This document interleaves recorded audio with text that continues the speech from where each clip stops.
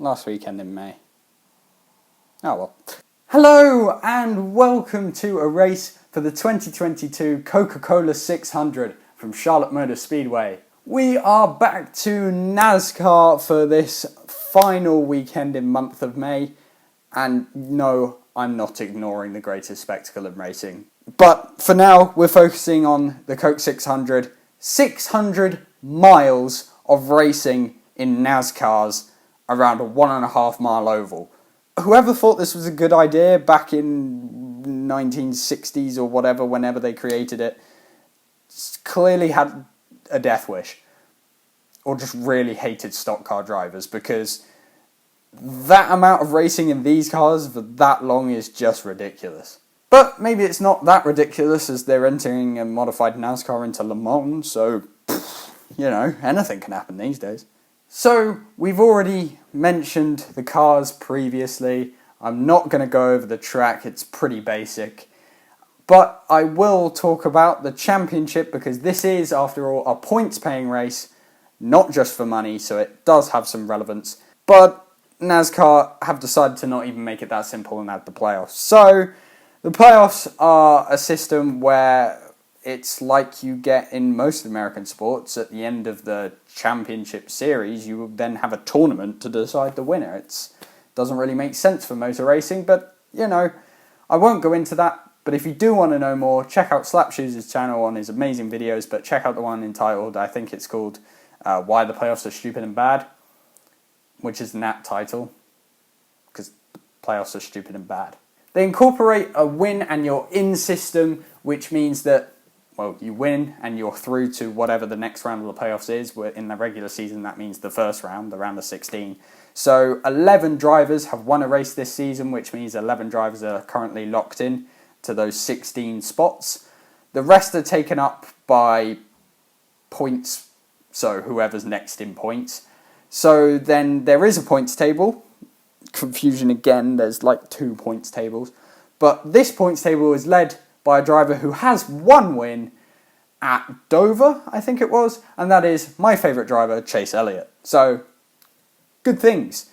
Second is a driver who doesn't currently have a race win and kind of needs one, but is in a good spot nonetheless with points, is Ryan Blaney. Third is Kyle Busch. His lone win comes at the Bristol Dirt Race, where the two in front of him decide to wreck out on the last corner. But hey, it's Bristol, baby.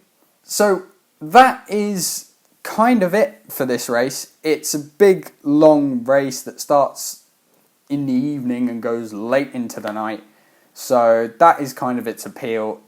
Obviously, the length means that it's interesting for people, because bigger is better, particularly in the States. So, yeah, let's get into it. I've already done qualifying and qualified a measly P15, and I've been really struggling.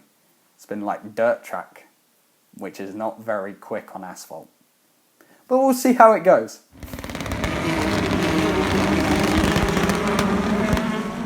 There it is, the beautiful orange machine, number 16.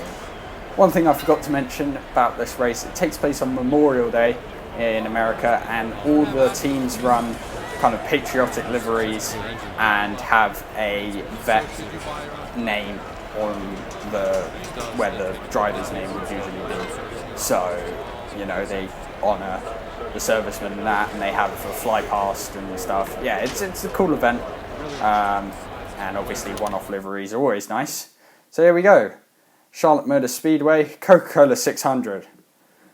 Kyle Busch apparently is slow, so that's nice. Ryan Preece is fast. He took the pole. I don't know how. And Eric Almirola decided to change an engine. 16 laps is 4% of this race.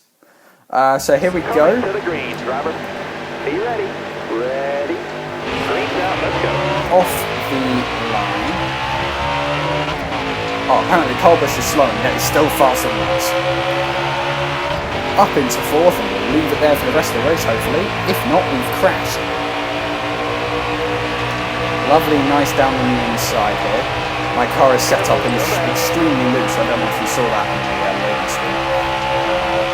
Are we going to be able to get the inside of Reddick here in the 31. I don't think we are. We're going to wash out actually up towards Car Wash. We're going to make it 3 wide on the front stretch. Down underneath Stenhouse, that could be interesting. Up behind Blaney. And the number 12. Gave him the bumper, he's going to get super loose. Blaney goes round. How has he held that? That is impressive.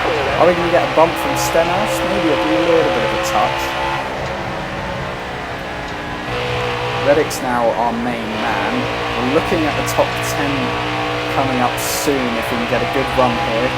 Henrik in the 8 down there. We're going to go on the outside of him, which is a bit risky. I've not really tested it out in practice, so it should be interesting. Try and follow Harvick, see what he does. Oh, we got a bit loose there. But we made the move stick, so that's good. Up into the top 10 already. As we come to the end of lap 3. Oh, that's extremely loose. Look at the drift we got on there. That's cost us a lot of time, but it was cool. I liked it. It was good fun. But look at that lead 2 disappearing. I think that might be Kurt Busch in the 1? And Ryan Preece, maybe? I'm not entirely sure. It's kind of hard to see from this distance. We're so far back. Harvick almost got into the side of Martin Truex Jr. there. Truex diving down to the inside. I kind of washed out to follow Harvick, but not really intentionally. Harvick's got a good run off the top. He's going around the outside. There's a big old fight up there between a lot of Fords and I think that's a Chevy. Oh, there's even Eric Jones in the 20 Joe Gibbs Racing Toyota. That car is now driven by Christopher Bell. Our next target is Truex though, and he is still in lap 19 in real life. For Joe Gibbs Racing. They still run that the Toyota Camry. He does like this race. He's won it a few times, I believe.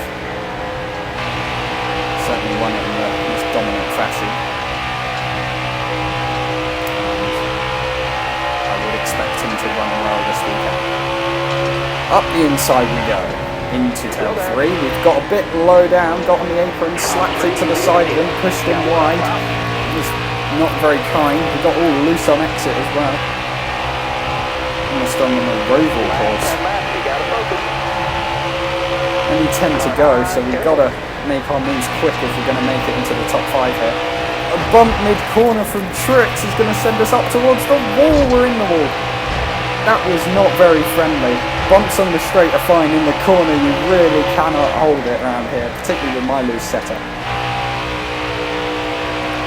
Now with this track, you do want to get quite low towards the exit of the corners. In real life, I believe they run a wheel on that paint. I think I heard something like that paint is quite grippy actually, and they kind of run right down next to it because it's the best place to be. They kind of use it as a marker as you would on a normal track like the curb. They literally run it as a curb and just run all the way around. But I'm struggling to get down there without going onto the apron. That's kind of what they do, that kind of line I think. But for the moment, I'm just trying to survive. We are halfway through the race, 8 down, 8 to go. Into the corner again. Flicking the wheel left and right, soaring at it just to try and keep it straight. Ryan Preece has disappeared off. Everyone's starting to stretch out now, which is good for them, bad for us. That is very loose up on the high side. We're into the outside wall. That has killed our momentum. We're very sideways off into the grass. We're on the oval. We're still through the grass. Now we're onto the 5th mile track in the infield and back onto the track. We're still in P10 somehow. We only lost 1 position to Truex. That was a massive error from us, completely on our own. No bump from Truex this time, and we just completely lost it.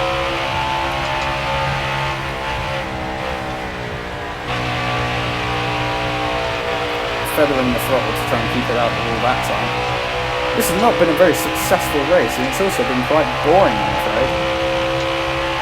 But it is NASCAR's version of an endurance race, so I guess that was to be expected. But the rest of the field has kind of settled down now and they're disappearing off into the sunset. Look at you go. Oh, that's got all too wrong. That's just all wrong in every single way. 5 laps, it's nearly over.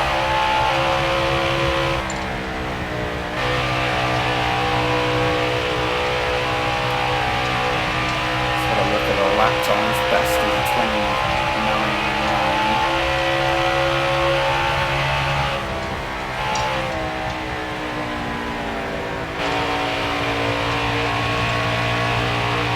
We are catching back up to Truex, but it's all a bit too little too late here. 4 to go, we might be able to get him, but we're certainly not going to catch the group in front. It's been a very disappointing race. I mean, we have gained 5 positions, but still, we really wanted to be much further up than this. It isn't my best track, but that's not really an excuse.